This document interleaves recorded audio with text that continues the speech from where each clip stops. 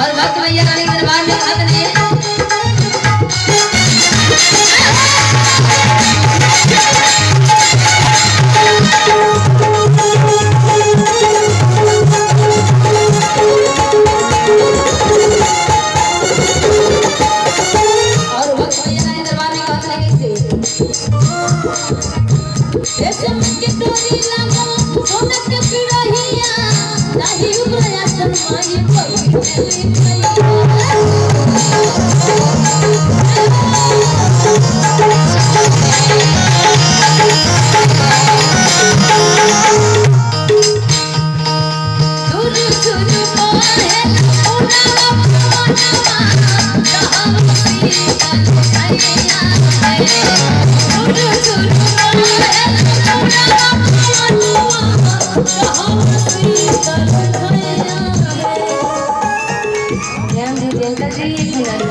अच्छा आप लोग बताइए जागरण देखने आए कि सुनने आए हैं? देखने सुनने आए ना,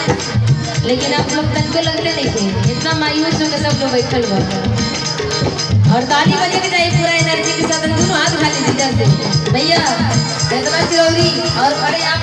हाथ खा लीजिए। बात रे उस गाँव के नाम बहुत बड़े काम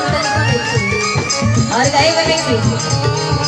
और अनिल भैया तो एक बार आपको हाथ उठा दिए प्रधान जी सब बनेंगे और कहना कैसे झुरू झुरू माहे पूरा पवना